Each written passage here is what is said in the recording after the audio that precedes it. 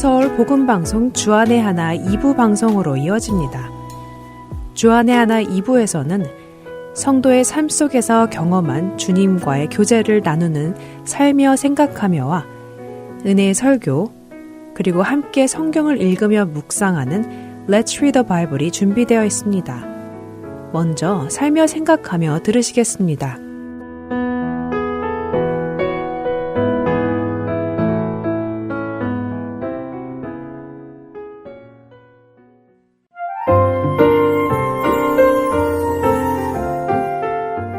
오늘은 이름을 밝히지 않은 애청자분의 이야기입니다. 유희준 성도가 대신 읽어드립니다.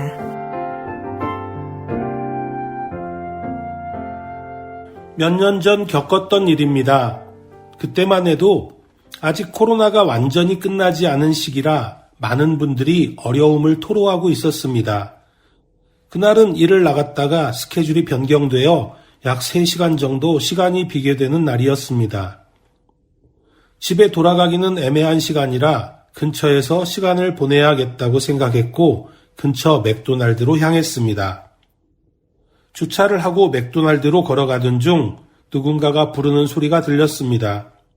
뒤를 돌아보니 초라한 차림의 한 남자가 다가와 이렇게 물었습니다. 혹시 잔돈이 있으시면 저에게 좀 주실 수 있을까요?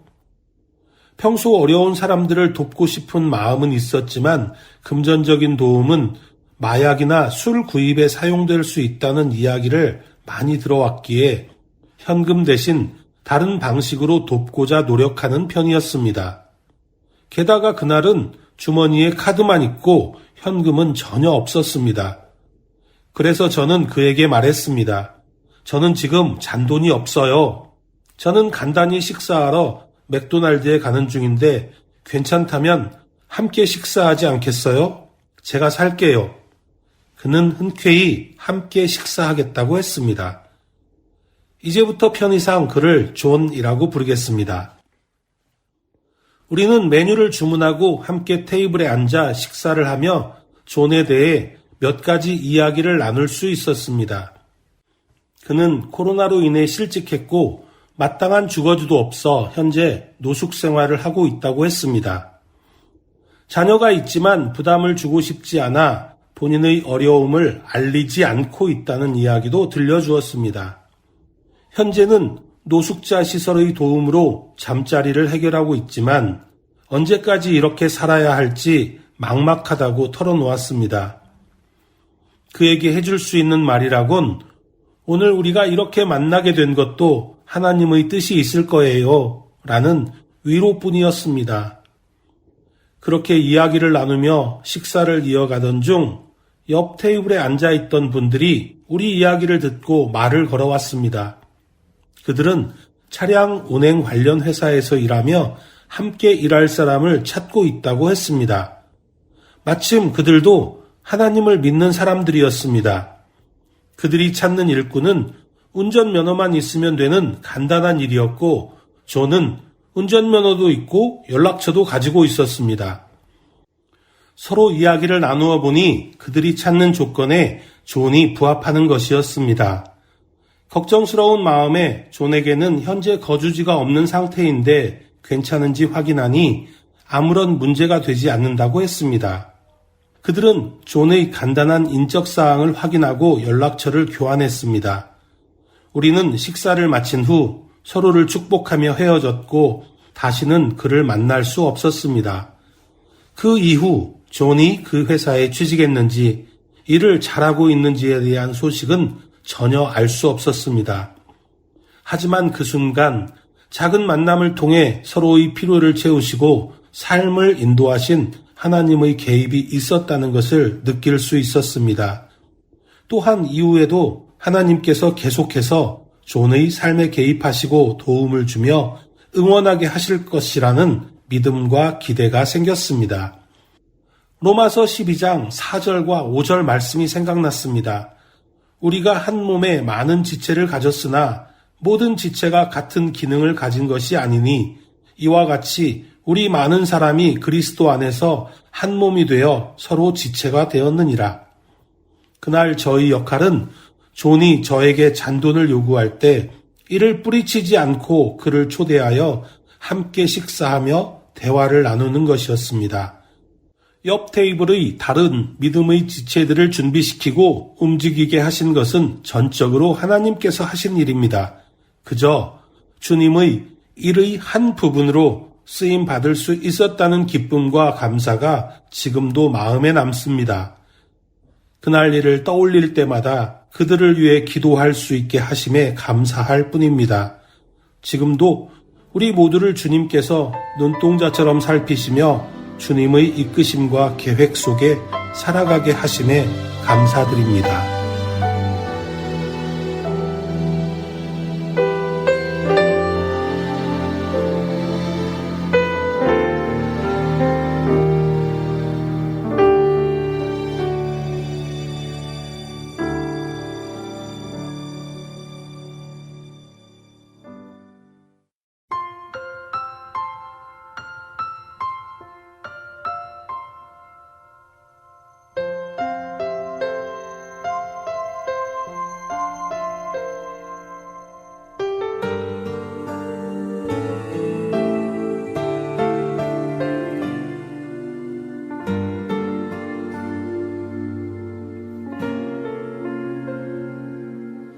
나의 모습, 나의 소유, 주님 앞에 모두 드립니다.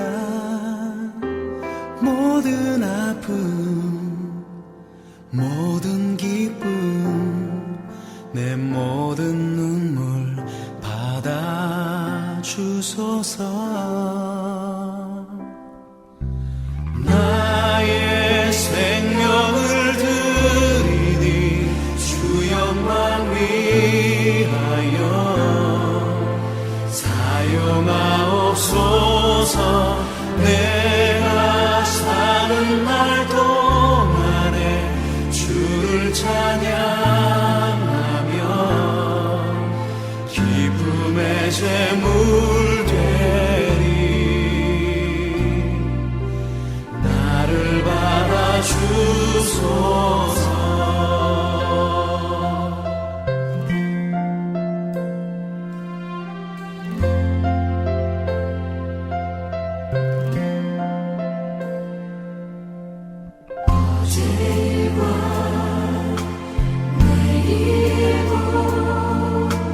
꿈과 희망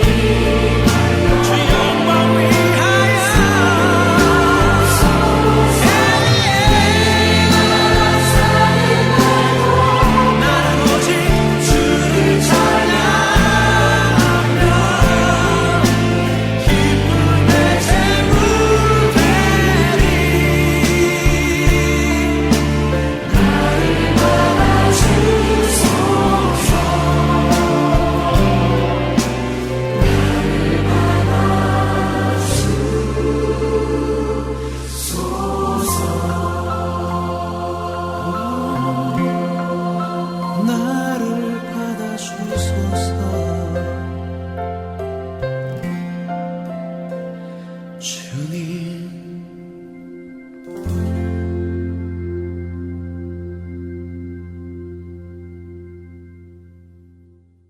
은혜의 설교 말씀 함께 들으시겠습니다.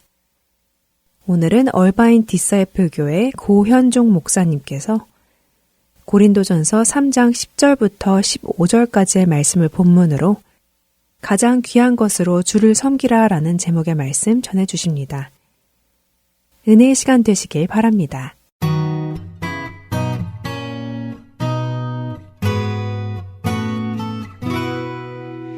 고린도전서 3장을 보겠습니다.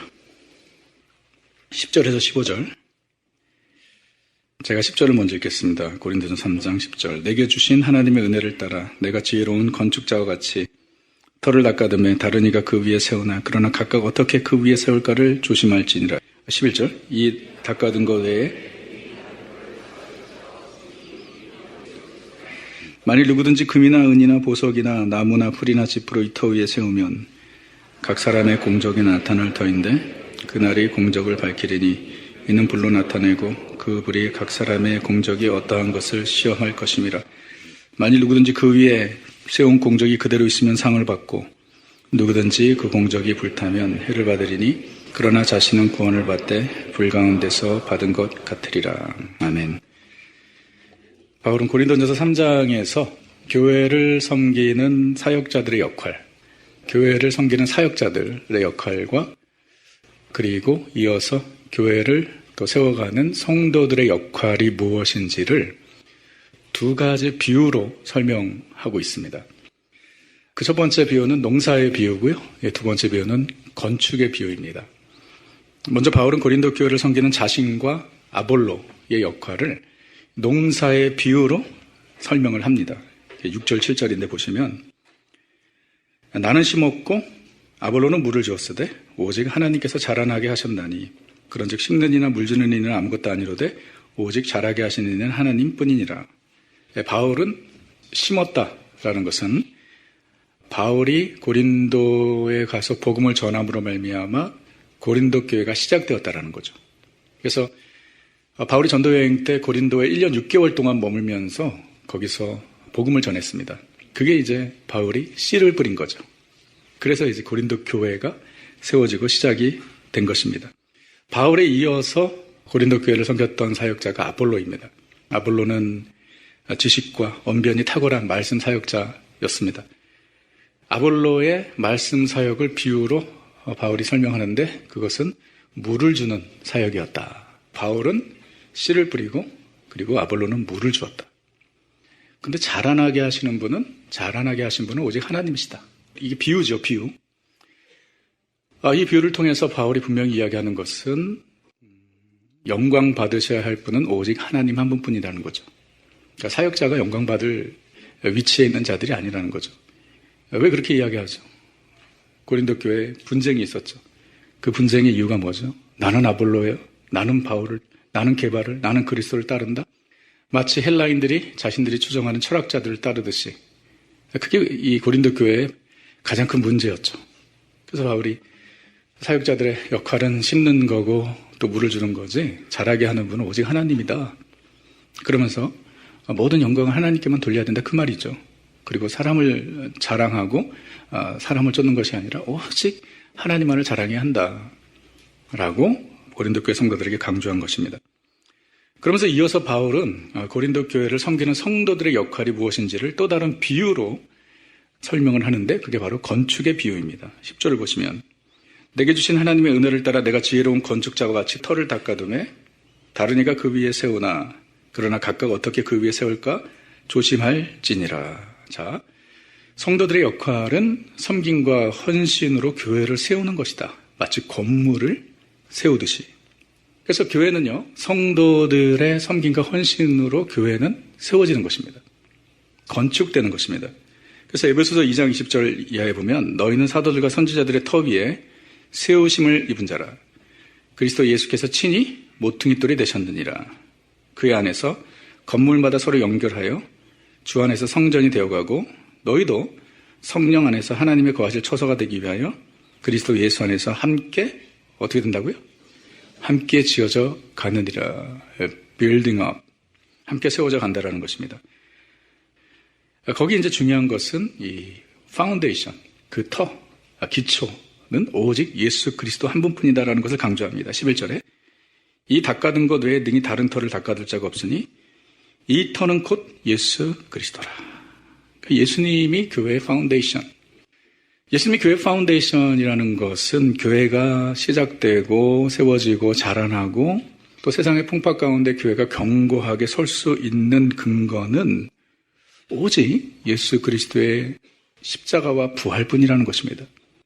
즉 복음뿐이라는 거죠. 그리스도의 교회는 복음 위에 세워지는 것입니다.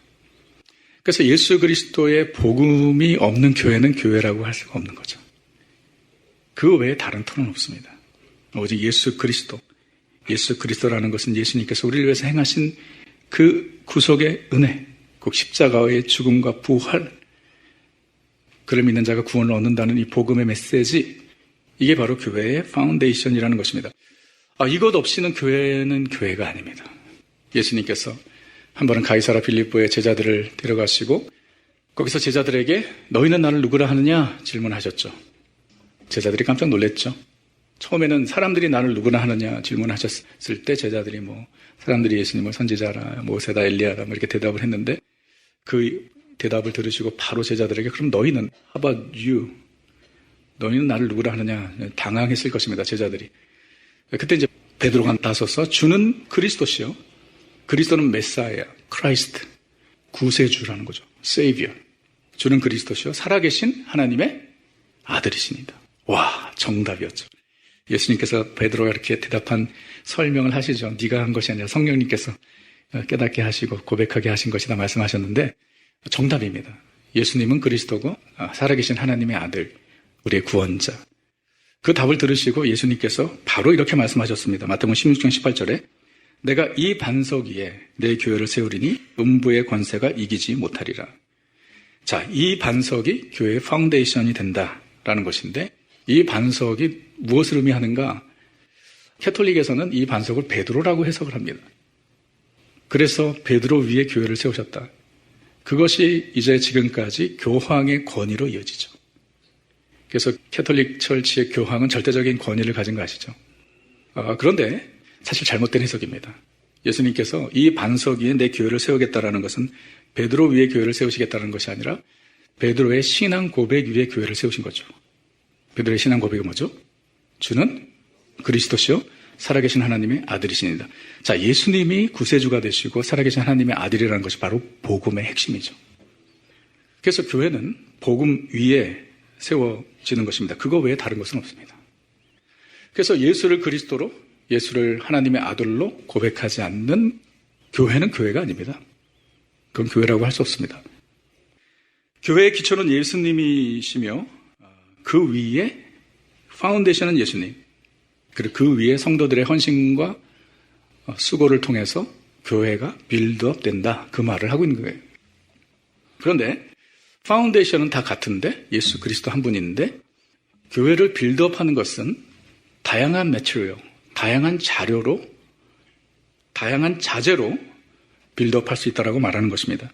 12절 보면 만일 누구든지 금이나 은이나 보석이나 나무나 풀이나 짚으로 이 터 위에 세우면, 자, 어떤 사람은 금, 은, 보석으로 빌드업한다는 거예요.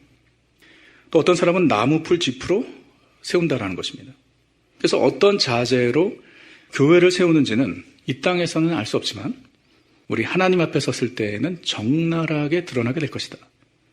13절, 15절 각 사람의 공적이 나타날 때인 터인데 이 공적은 월크입니다. 우리 행위를 얘기하는 거예요. 그 날이 공적을 밝히리니 이는 불로 나타내고 그 불이 각 사람의 공적이 어떠한 것을 시험할 것임이라. 만일 누구든지 그 위에 세운 공적이 그대로 있으면 상을 받고 누구든지 그 공적이 불타면 해를 받으리니 그러나 자신은 구원을 받되 불 가운데서 받은 것 같으리라. 그 말씀을 지금 하고 있는데 이게 비유인데 이 비유에서 우리는 세 가지 중요한 진리를 발견할 수 있습니다. 자, 세 가지 중요한 진리가 있는데 첫째는요. 이 비유가 우리가 말해주는 진리는 무엇이냐면 우리 믿는 자들은 모두 하나님의 심판대 앞에 서게 될 것이다. 하나님의 심판대 앞에 서게 될 것이다라는 것입니다. 자, 그런데 우리가 하나님의 심판대 앞에 서는 것은 중요한 내용입니다. 영생과 영벌의 심판이 아니라는 것입니다. 즉 정죄의 심판이 아니라는 것입니다. 우리가 하나님 앞에서 서게 될 심판 때는 이 땅에서 우리의 삶에 대한 결산의 심판입니다. 또는 평가입니다. 고린도서 5장 10절을 보시면요, 이는 우리가 다 반드시 그리스도의 심판대 앞에 나타나게 되어 각각 선악간에 그 몸으로 행한 것을 따라 받으려 함이라. 하나님 앞에 심판대 앞에 서는데 우리가 이 세상에서 어떻게 살았는지에 대한 심판이라는 거예요. 로마서 14장 10절에 11절 보면 우리가 다 하나님의 심판대 앞에 서리라. 이러므로 우리 각 사람이 자기 일을 하나님께 직고하리라. 우리가 한 일을. 예수를 믿는 우리는 이미 구원받아 영생을 얻은 자들인 줄 믿습니다. 우리에게 영벌과 영생의 심판이 더 이상 존재하지 않습니다. 예수님께서 말씀하셨습니다. 요한복음 5장 24절에 내 말을 듣고 또 나 보내신 이를 믿는 자는 영생을 얻었고 심판에 이르지 아니하나니. 이 심판은 어떤 심판이죠? 정죄의 심판이죠. 영생과 영벌의 심판이죠. 그 심판에 우리는 이르지 않는다라는 것입니다. 왜냐하면 사망에서 생명으로 이미 옮겨졌느니라. 그러니까 우리가 받을 심판은 구원과 상관없는 보상의 심판입니다. 여러분 분명히 아셔야 됩니다. 우리는 이미 영생을 얻은 하나님의 거룩한 백성입니다. 사망에서 생명으로 이미 옮겨졌습니다. 그런데 주님 앞에 섰을 때에 주님 오늘 본문을 통해서 우리가 알 수 있는 것은 우리가 심판대 앞에 설 것인데 그것은 우리가 영생을 얻을 것인가 영원한 형벌을 받을 것인가의 심판이 아니라 이 땅에서 우리가 어떻게 살았는지에 대한 심판이라는 거예요. 그 심판대 앞에 우리 모두가 서게 될 것이다 라는 것입니다. 우리는 행위로 구원을 받는 것이 아닌 것 우린 잘 알고 있습니다. 우리가 구원받은 것은 전적인 하나님의 은혜입니다. 그러나 구원받은 자들이라면 우리는 하나님께서 기뻐하시는 삶을 살아야 하는 것입니다. 행위가 필요합니다. 행위로 구원받는 것은 아닙니다. 은혜로 구원받은 우리에게는 하나님께서 기뻐하시는 행위가 따라야 하는 것입니다. 하나님 앞에 섰을 때 우리는 그 심판을 받게 될 것입니다. 에베소서 2장 10절에 이렇게 말씀하십니다. 우리는 그가 만드신 바라 그리스도 예수 안에서 선한 일을 위하여 지으심을 받은 자니 이 일은 하나님이 전에 예비하사 우리로 그 가운데서 행하게 하려 하심이니라. 자, 말씀을 다시 보시면요. 우리는 그가 만드신 바라. 여기서 에베소서 설교를 제가 옛날에 했을 때 이 부분을 설명을 드렸어요. 그가 만드신 바라는 것은 우리를 창조하셨다는 것뿐만 아니라 그리스도 예수 안에서 우리를 recreate, 재창조하셨다는 것이죠. 즉 우리를 구원해 주셨다는 것입니다. 하나님께서 우리를 창조하시고 또 죄인된 우리를 구원하신 목적이 있다는 것입니다. 우리는 그가 만드신 바라 그리스도 예수 안에서 무슨 일을 위하여? 선한 일을 위하여 지으심을 받은 자니 이 일은 하나님이 전에 예비하사 우리로 그 가운데 행하게 하려 하심이라. 하나님께서 우리를 창조하시고 구원하신 것은 하나님의 은혜로 우리를 구원해 주셨는데 그런 은혜를 받은 우리에게 사명이 있다는 것입니다. 그것이 무엇이냐? 선한 일을 위하여 지으심을 받았다는 거예요. 그래서 여기서 선한 일은 무엇인가? 착하게 사는 것, 그 정도가 아니죠. 그리스도 안에서 우리가 이 땅에서 할 수 있는 선한 일은 바로 그리스도의 복음을 전하는 일이고 영혼들을 섬기는 것이고 주님의 몸된 교회를 섬기는 것인 줄 믿습니다. 그것을 주님께서 원하시는 거예요. 우리의 미션입니다.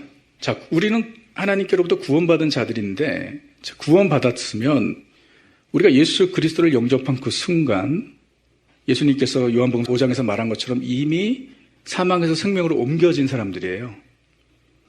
근데 하나님께서 우리로 하여금 예수를 믿어 영생을 얻은 우리로 하여금 이 땅에 살게 하시는 분명한 목적이 있다는 것입니다. 선한 일을 위하여.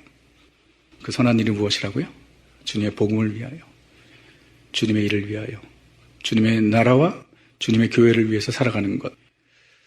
그 사명을 특별하게 부름받은 선교사들이나 목사들에게만 주신 사명이 아니라 우리 모든 믿는 자들에게 주신 사명임을 여러분들 기억하시기 바랍니다. 우리가 그 사명 다하면 주님께서 우리를 부르실 거예요. 우리가 언제까지 살죠? 그 사명 다할 때까지 사는 것입니다. 그러니까 믿는 우리는 이 땅에서 그냥 대강 우리의 배만 채우기 위해서 사는 인생들이 아닙니다. 음식을 축내기 위해서 사는 인생들이 아닙니다. 우리에게 미션이 있습니다. 그것을 위해서 하나님께서 우리를 구원해 주신 거예요. 그리고 하나님 앞에 섰을 때에 그 사명을 얼마나 잘 감당했는가의 심판이 있을 것이다라는 것입니다. 그게 주님께서 요구하시는 행위인 것입니다. 주님 앞에 섰을 때 우리가 얼마나 그 사명을 잘 감당했는지 그 평가가 분명히 있을 것이고, 그리고 거기에 따라 이 두 번째 진리는 우리의 행위에 따라 또는 우리의 삶에 따라 리월드, 상이 있을 것이라는 것입니다. 이게 이 비유가 우리에게 가르쳐주는 두 번째 중요한 진리입니다. 상이 있을 것이다. 14절, 만일 누구든지 그 위에 세운 공적이 그대로 있으면 뭐를 받고요? 상을 받고, 하나님 앞에 섰을 때에 우리가 이 사명을 얼마나 잘 감당했는지 평가가 있을 뿐만 아니라 거기에 대한 상이 있을 것이다. 할렐루야. 여러분 상을 좋아하시나요? 상 싫어하는 사람 아무도 없죠. 밥상 말고. 상을 받는다는 게 뭐죠? 인정을 받는다는 거죠. 그래서 상이 상당히 좋은 거예요. 우리의 기분을 좋게 합니다. 근데 여러분 이 말씀은 제가 이제 설교를 계속하면서 하나님 앞에서 받을 상에 대한 설교는 지금 처음인 것 같아요. 제가 보니까. 그래서 제가 이 말씀을 준비하면서 내가 하나님 앞에 너무 죄송한 게 이런 진리를 내가 왜 성도님들에게 미리 더 말씀을 전하지 않았을까라는 생각이 드는 게 상에 대한 얘기를 제가 거의 한 적이 없는 것 같아요. 근데 오늘 본문을 보니까요. 분명히 상이 있다고 말씀하시고 하나님께서 우리를 위해서 상을 예비하고 계신다 말씀하십니다. 요한계시록 22장 12절에 보세요. 보라 내가 속히 오리니 내가 줄 무엇이? 예수님께서 분명히 말씀하시잖아요. 상이 내게 있어 각 사람에게 그가 행한 대로 어떻게 하겠다? 갚아줘. 그가 행한 대로. 네, 그냥 우리가 여기서 선하고 착하게 살고 그 정도가 아니라 주님께서 우리에게 맡겨주신 사명을 어떻게 행했는가 거기에 따라 주님께서 갚아주시겠다. 놀라운 것은요, 사도 바울이 그가 얼마나 사역하는데 힘들었습니까? 고난도 많고 어려움도 많고 오해도 많은 가운데 바울이 흔들리지 않고 끝까지 달려갈 수 있었던 동기를 이야기하는데 그게 바로 장차 받게 될 상이라는 거예요. 빌립보서 3장 13절 보십시오. 형제들아 나는 아직 내가 잡은 줄로 여기지 아니하고 오직 한 일, 즉 뒤에 있는 것은 잊어버리고 앞에 있는 것을 잡으려고 푯대를 향하여 그리스도 예수 안에서 하나님이 위에서 부르신 부름의 무엇을? 상을 위하여 달려간다 그러네요. 바울이 바라보고 있었던 것이 상이에요. 여러분 우리가 하나님 앞에서 하나님께서 우리에게 주실 상이 무엇인지는 알 수 없습니다.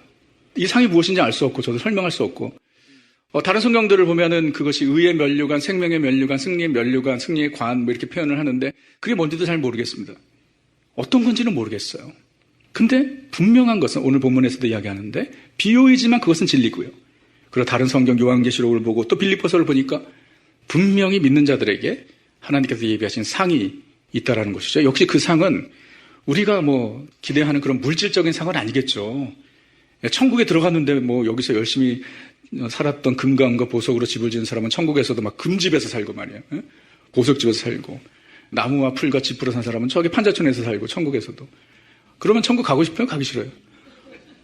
진짜 여기서도 렌트로 사는 게 지겨운데 천국 가서도 렌트로 살려고 그러면 안 가죠. 그러니까 우리의 영원하신 하나님의 생각을 제한된 시야를 가지고 우리가 이해할 수 없죠. 그 하나님께서 우리에게 예비하신 상이 무엇인지는 우리는 알 수 없지만 분명히 우리가 이 땅에서 기대하는 상은 아니죠. 그러나 반드시 그 상이 있을 것이라는 것은 오늘 분명히 주님께서 말씀하시는 것입니다. 자, 우리가 주님을 섬기고 교회를 섬기는 것은요, 주님께서 이미 우리에게 주신 은혜가 너무 크기 때문입니다. 아멘. Your grace is more than enough. 십자가의 그 은혜가 너무 귀하기 때문에 그 은혜 감사하여 내 삶을 주님께 드립니다. 우리가 이렇게 고백하지 않습니까? 그렇죠? 주님께서 주신 은혜가 너무 커서 우리가 이렇게 섬기고 또 주님께 드리고 헌신하는 것이지만 참 그것도 너무 감사한데 더 감사한 것은 그런 우리에게 이미 주신 구원의 선물 외에 또 다른 선물을 주님께서 준비하고 계신다는 거예요. 이게 뭔지는 모릅니다. 그러니 더욱 감사한 것이죠. 저와 여러분에게 주님께서 예비하신 상이 있음을 여러분 믿으시기 바랍니다. 근데 중요한 것은 세 번째 진리는 뭐냐면 그러면 누구든지 이 상을 받느냐? 아니라는 거예요. 오늘 본문을 보니까 이 상을 받는 사람들이 있다라는 거예요. 그게 어떤 사람들인가? 하나님께 상을 받을 사람들은 금과 은과 보석으로 집을 짓는 자들이라는 거예요. 이게 비유죠. 14절 다시 보시면 만일 누구든지 그 위에 세운 공적이 그대로 있으면 상을 받는다. 그 위에 세운 공적이 낳는 사람들이 어떤 사람들이야? 금과 은과 보석으로 섬긴 자들이죠. 그러면 금과 은과 보석으로 섬긴다는 것, 세운다는 것은 무엇을 의미하는가? 그건 너무나 쉬운 질문이죠. 전이나 지금이나 금과 은과 보석은 무엇을 의미하죠? 우리 삶의 가장 귀한 것. 맞죠? 네, 여러분 금, 은, 보석 가장 귀한 거 아니에요? 금, 은, 보석으로 교회를 세운다는 것은 가장 나의 소유 중에 가장 귀한 것은 나의 삶의 가장 귀한 것으로 주님을 섬기고 교회를 섬긴다는 것이고요. 반면 나무와 풀과 짚은 뭐죠? 그러면 흔한 거죠. 지금 밖에 나가면 나무와 풀과 짚을 구할 수 있습니다. 그것으로 중요하지 않은 것, 그리고 금과 은과 보석으로 집을 짓는다고 생각해 보세요. 얼마나 많은 정성과 시간이 들어가겠습니까? 나무와 풀과 짚은 그냥 던지면 됩니다. 그래서 금과 은과 보석으로 주님을 섬기는 것은 자신이 가진 가장 귀한 것으로 섬기는 것을 의미하고, 반면 나무와 짚과 풀로 섬기는 것은 그냥 남은 것으로 적당히 섬기는 것을 의미하는 것입니다. 우리는 남은 것이 아니라 우리 삶의 가장 귀한 것으로 주님을 섬겨야 하며 우리 삶의 가장 귀한 것을 주님께 드려야 합니다. 그것이 바로 금과 은과 보석으로 주님을 섬기는 것입니다. 성경을 보게 되면 가장 귀한 것으로 주님을 섬긴 한 여인의 이야기가 나오죠. 누군지 아시죠? 옥합을 주님께 곁들인 마리아. 예수님께서 고난당하시기 6일 전에 베다니 나사로의 집에서 잔치가 열렸죠. 그때 나사로의 동생이죠, 마리아가. 마리아가 예수님께 옥합을 가지고 왔습니다. 그리고 예수님의 발에 다 부었습니다. 그뿐만 아니라 자신의 머리털로 예수님의 발을 닦았어요. 그 모습을 지켜보던 사람들이 경악했죠. 왜냐하면 마리아가 예수님께 부은 그 향유가 보통 향유가 아니었어요. 순전한 나드 한 근이라고 했는데 그 액수가 무려 300데나리온이었습니다. 그러니까 한 데나리온이 그 당시 성인 한 명이 하루 일한 임금이었는데, 이런 300데나리온이면 300일을 일해서 모아야 되는 돈이죠. 엄청난 돈이죠. 마리아가 그것을 단번에 쏟아부었습니다. 그 사람들이 다 놀란 것은 은혜 받아서 놀란 것이 아니라 다 속으로 그랬죠. 미친 거 아니야? What a waste. 놀랐을 뿐만 아니라 분노했습니다. 가룟 유다가 뭐라 그러죠? 이것을 팔아서 가난한 사람들에게 나눠주지 뭐 하는 짓이야? 가난한 사람들을 생각해서가 아니라 그 돈 때문에 300데나리온 되는 향유가 순식간에 없어지는 거예요. 이런 마리아가 이렇게 한 이유는 무엇입니까? 마리아가 왜 이렇게 했죠? 어떠한 인정을 위해서, 어떠한 보상을 위해서 아니에요. 마리아의 동기는 순수했습니다. 예수님을 너무 사랑했기 때문에.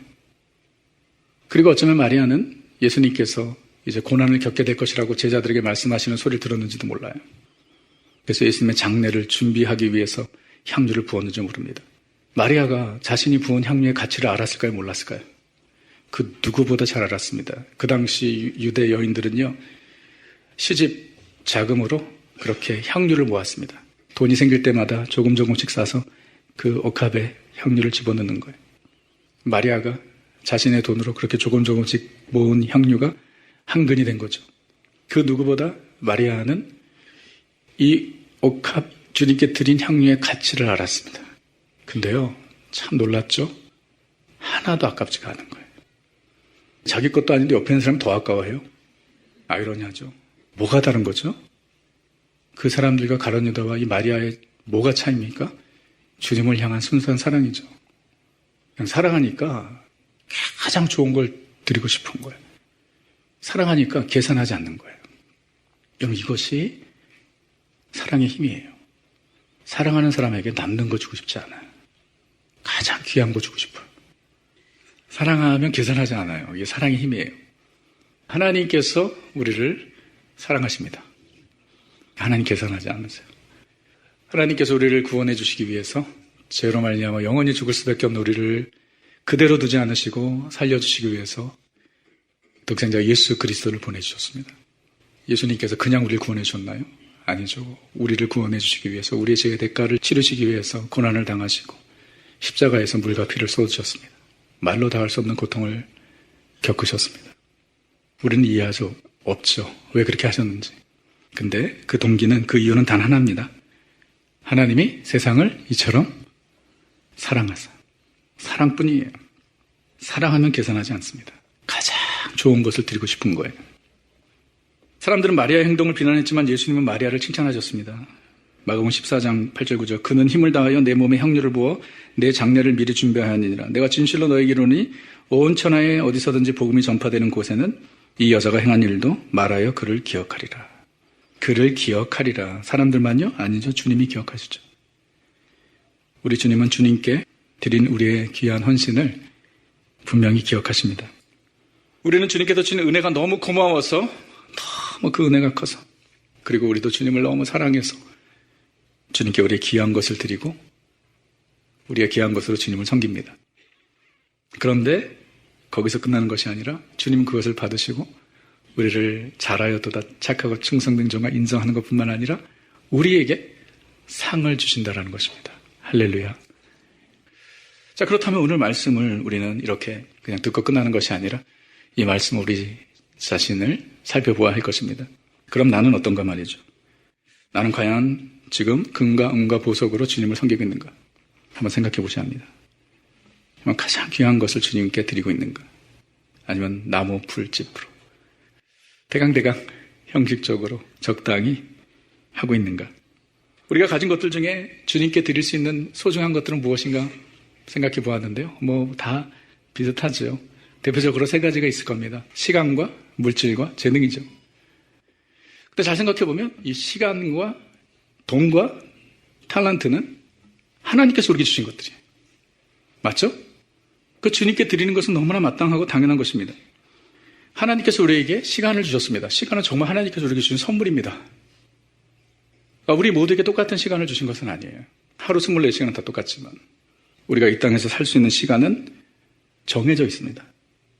제한적인 것입니다. 그렇기 때문에 시간이 얼마나 소중한지 모릅니다. 돈은요, 없어도 일하면 벌 수 있습니다. 잃었어도 다시 살 수 있습니다. 근데 시간은 흘러가면 끝입니다. 너무나 당연한 얘기지만. 돈이 아무리 많아도 돈으로 시간을 살 수는 없습니다. 시간이 있으면 돈을 벌 수 있습니다. 근데 돈으로 시간을 살 수는 없어요. 그리고 우리에게 딱 정해져 있는 시간이 있습니다. 그건 우리는 모르잖아요. 언제까지 내가 이 땅에서 살 수 있는지. 정말 보장된 게 하나도 없지 않습니까? 언제든지 우리는 모든 것을 놓고 갈 수 있을지 모릅니다. 그래서 한 시간 한 시간이 우리에겐 너무나 소중한 거예요. 저는 요즘에 더 절실히 느낍니다. 어떻게 이렇게 세월이 빨리 갑니까? 믿어지지가 않습니다. 주님께서 우리에게 주신 시간을 주님을 위해서 사용해야 한다. 이게 무슨 말입니까? 우리의 스케줄에 얼마를 주님께 드린다 그런 것보다도 우리의 삶 가운데 주님을 예배하고 주님과 교제하고 동행하고 주님의 일을 하고 주님의 교회를 섬기는 일에 우리가 우리의 시간에 우선순위를 둬야 된다는 거예요. 여러분 그렇게 하고 계십니까? 남는 시간 말고 귀한 시간을. 시간은 각자가 어떻게 사용할 것인지는 본인이 선택하는 거예요. 이게 중요한 것은 어떻게 시간을 사용하는가에 따라 우리의 삶의 열매와 결과가 달라지죠. 시간뿐 아니라 하나님께서 우리에게 물질 또 돈을 주셨습니다. 정확하게 말하면 하나님께서 우리에게 돈을 맡기신 거죠. 모든 물질은 궁극적으로 하나님의 것이에요. 하나님께서 우리에게 맡긴 것이기 때문에 우리는 매니저, 청지기들이죠. 물질은 이 세상을 사는 동안 우리에게 필요하기 때문에 하나님께서 주신 거예요. 돈이 없으면 살 수 없으니까. 너무 감사하죠? 하나님께서 우리에게 주셨어요. 그렇기 때문에 하나님께서 주시고 사용하라고 주신 거기 때문에 돈을 인생의 목적으로 두고 사는 사람은 정말 어리석은 사람이죠. 아니 돈이 어떻게 인생의 목적입니까? 도구지, 수단이지. 그럼 다 아시지만 이 세상에서 하나님께서 주신 돈 사용하다가 그냥 다 됐다 그러면 우린 놓고 가는 거 아니에요? 아니 그거 가지고 갈 사람 아무도 없잖아요. 다 남겨놓고 가는 거 아니에요? 그거 생각해 보세요. 우리 빈손으로 왔잖아요. 그렇죠? 태어날 때부터 돈 가지고 손에 돈 쥐고 태어난 사람 없잖아요. 그렇기 때문에 돈이 우리의 인생의 목적이 아니라 수단입니다. 그리고 어떤 수단이죠? 우리의 생활을 위해서 필요하지만 또 주님의 나라와 영광을 위해서 우리의 물질을 드리는 것입니다. 마태복음 6장 19절 20절에 너희를 위하여 보물을 땅에 쌓아두지 말라. 거기는 좀과 동록이 해하며 도둑이 구멍을 뚫고 도둑질하느니라. 오직 너희를 위하여 보물을 어디에 쌓아두라? 이게 무슨 말이죠? 하늘에 보물을 쌓는다. 거기에는 좀이나 등록이 해하지 못하며 도둑이 구멍을 뚫지 못하고 도둑질하지도 못하느니라. 자, 이 무슨 말이냐면 이 땅에서 우리가 모아두는 돈은 다 사라질 거라는 거죠. 우리에게서. 우리가 이 땅에서 모아두는 돈은 다 사라질 것이다. 맞죠? 왜냐? 우리가 다 놓고 갈 거기 때문에. 근데 영원히 남는 인베스트먼트가 있다는 것입니다. 뭐죠? 하늘에 쌓아두는 것입니다. 이 하늘에 쌓아둔다는 것은 하나님의 나라와 주님의 사역과 몸된 교회를 위해서 드리는 것을 얘기하죠. 이 땅에서 모든 물질은 다 우리 손에서 놓게 될 것입니다. 근데 영원한 인베스트먼트가 있다는 거예요. 그것은 주님의 일을 위해서 드리는 것이다. 그것은 하나님께서 잊지 않으신다. 기억하신다. 우리가 가장 귀한 물질을 주님께 드리는 것, 이것은 사람은 잊을 수 있지만 하나님 잊지 않으신다. 그게 보물을 하늘에 사는 것이죠. 정말 영원을 위한 인베스트먼트죠. 주님의 일을 위해서 드린다는 것은. 내가 돈을 어디에 사용하는가를 보면 나의 마음이 어디 있는지 알 수 있습니다. 예수님의 말씀입니다. 마태복음 6장 21절에 내 보물 있는 그곳에는 내 마음도 있느니라. 그렇죠? 내가 돈을 가장 많이 쓰는데 보면 거기에 내 관심이 있는 거죠. 내 우선순위가 있는 것입니다. 한번 여러분 생각해 보세요. 한 달에 5,000불이라면 여러분이 어디에 가장 많이 쓰고 있습니까? 거기에 내 마음이 있는 거라는 거죠. 내 관심사가 있다는 것입니다. 시간과 물질뿐만 아니라 하나님께서 우리에게 재능을 주셨습니다. 타고난 재능, 습득된 기술, 성령의 은사를 주셨죠. 그런 재능을 가지고 주의 몸된 교회를 섬기는 거예요. 그렇게 함께 저뿐만 아니라 우리 모두가 가장 귀한 것으로 주님께 드리며 금과 은과 보석으로 세워지는 우리 디사블 교회가 되기를 간절히 소원합니다.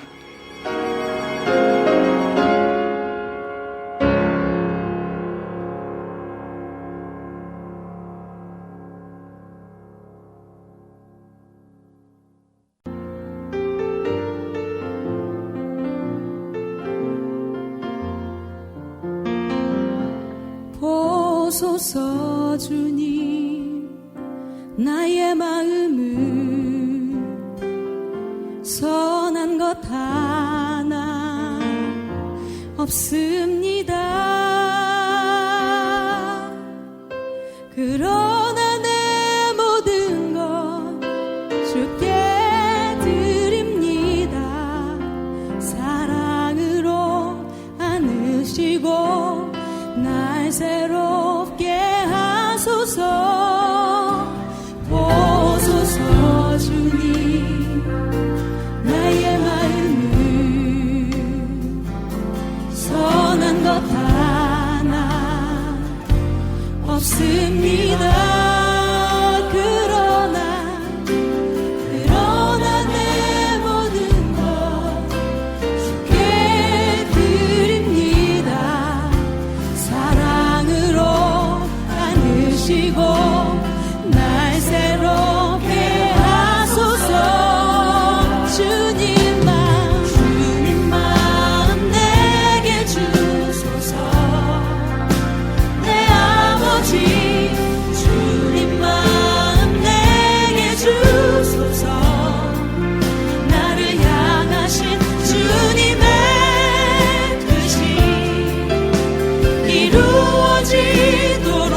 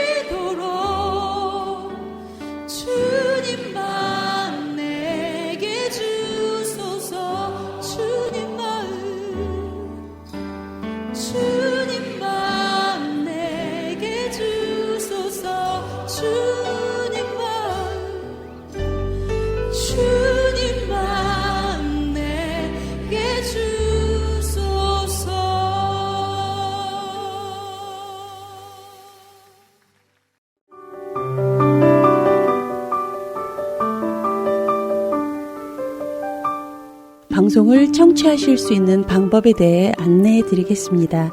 CD로 방송을 듣고 계신 분들이 많으신데요. CD 회사가 운영되는 그날까지 계속해서 CD로 방송을 보내드리겠습니다. 그런데 가끔 CD가 늦게 도착할 때가 있죠. 그때 CD를 기다리시면서 다른 방법으로 방송을 듣고 계셔도 좋을 것 같아요. 유튜브에 들어가셔서 하트앤서울 복음방송을 검색하시면 저희 방송을 들으실 수 있습니다. 그리고 카카오톡으로도 방송을 들으실 수 있고 홈페이지와 스마트폰 앱으로도 들으실 수 있는데요. 이 방법을 사용하시면 지난 방송들도 다시 들으실 수 있고 프로그램별로도 다시 들으실 수 있습니다. 유튜브, 카카오톡, 스마트폰 앱 등등 CD를 기다리시면서 들으실 수 있는 방법이 여러 가지가 있습니다. 더 자세히 알고 싶으신 분들은 사무실로 연락 주시기 바랍니다. 저희가 자세히 안내해 드리겠습니다. 사무실 번호는 602-866-8999입니다. 감사합니다.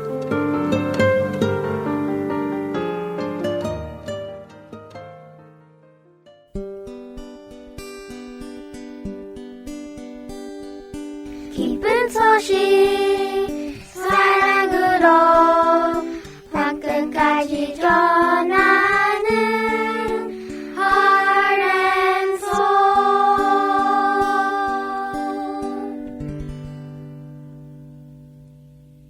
이어서 Let's Read the Bible 함께 들으시겠습니다.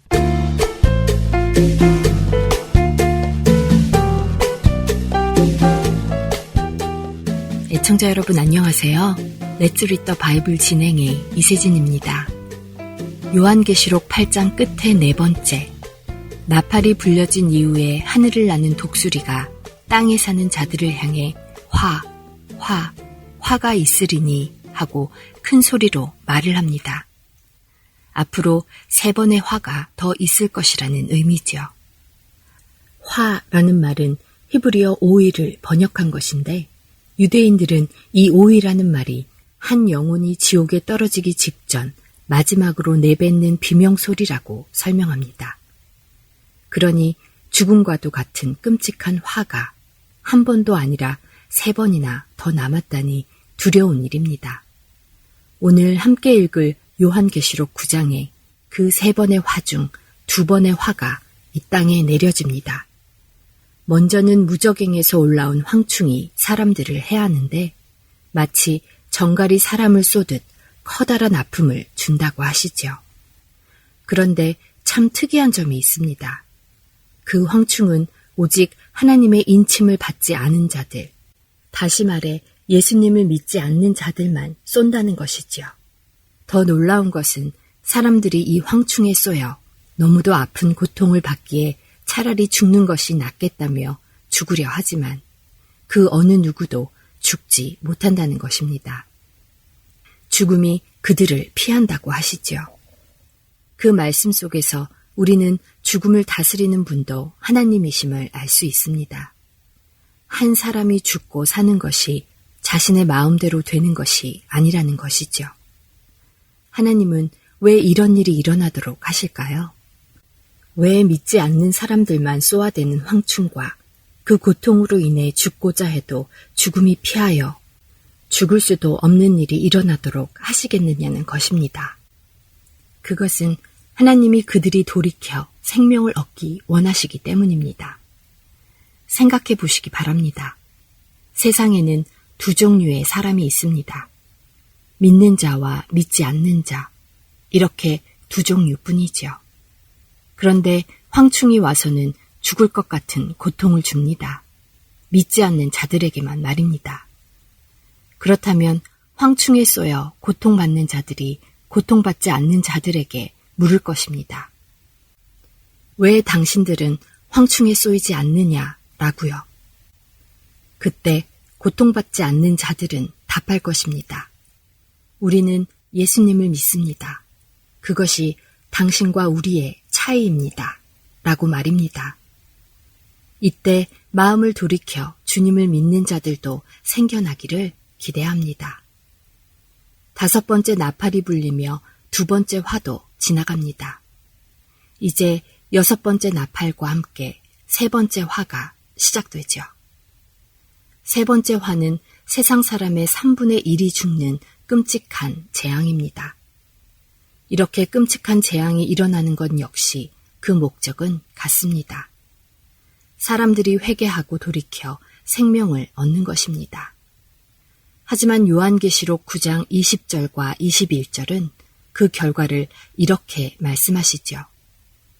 이 재앙에 죽지 않고 남은 사람들은 손으로 행한 일을 회개하지 아니하고 오히려 여러 귀신과 또는 보거나 듣거나 다니거나 하지 못하는 금, 은, 동과 목석의 우상에게 절하고 또 그 살인과 복술과 음행과 도둑질을 회개하지 아니하더라.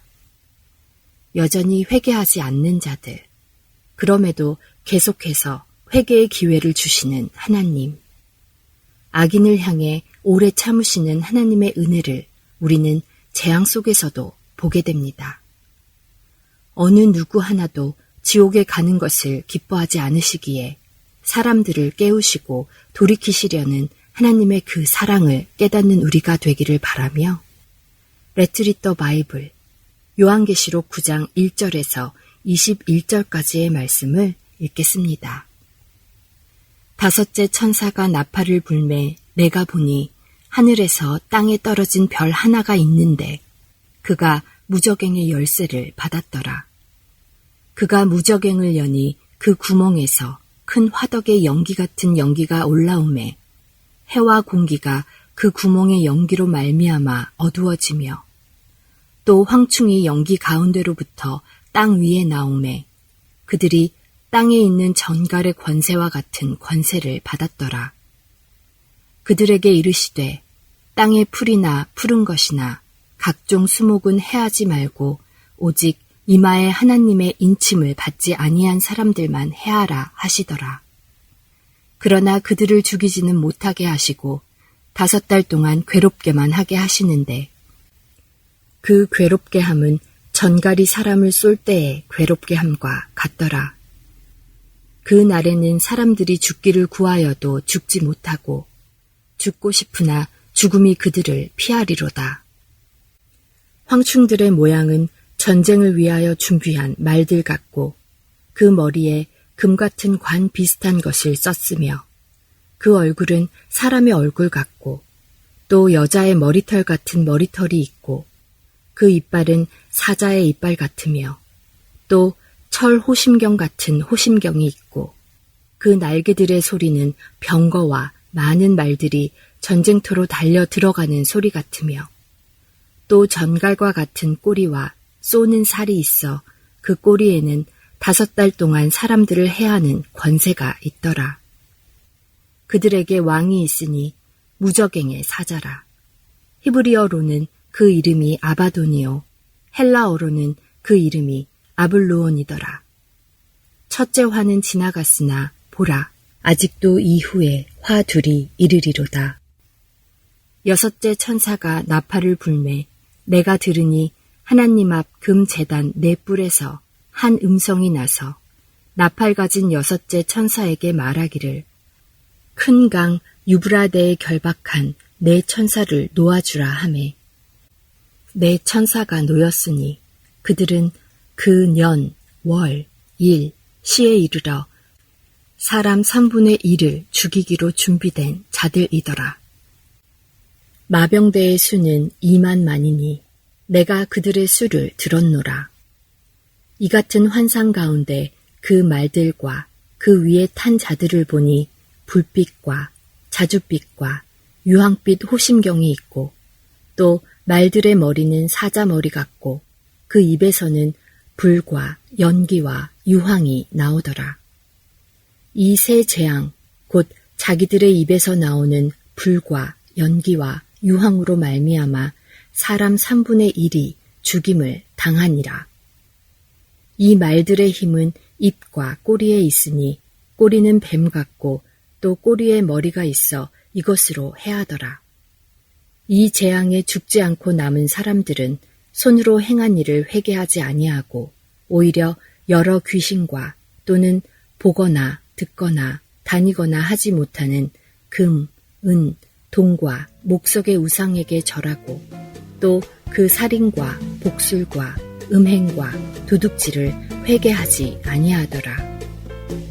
Let's read the Bible. 오늘은 요한계시록 9장 1절에서 21절까지의 말씀을 읽었습니다.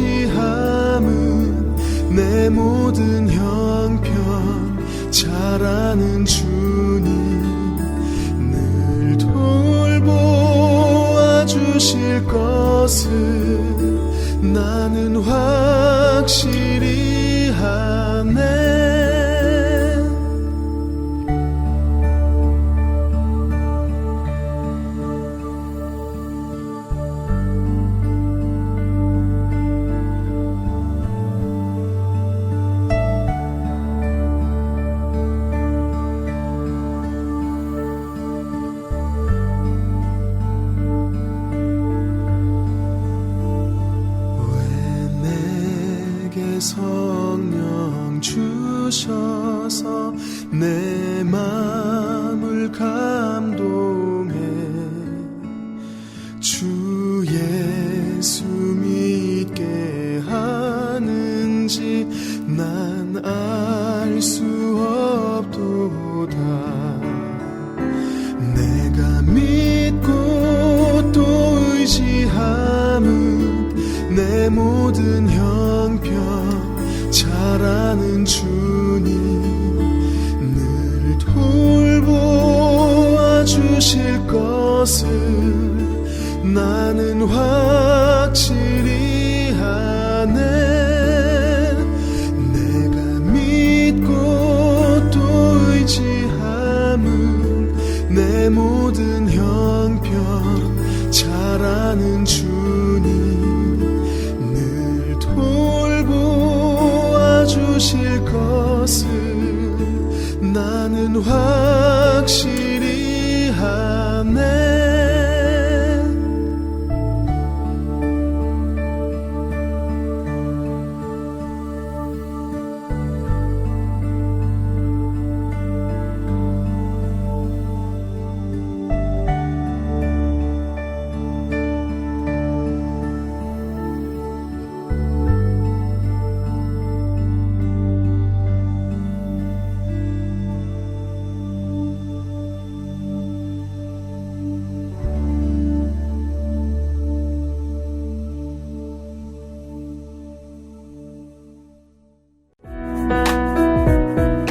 주안의 하나 2부 준비된 순서는 여기까지입니다. 계속해서 주안의 하나 3부로 이어집니다. 주님의 말씀을 더 알아가는 시간 되시길 소망합니다. 안녕히 계세요.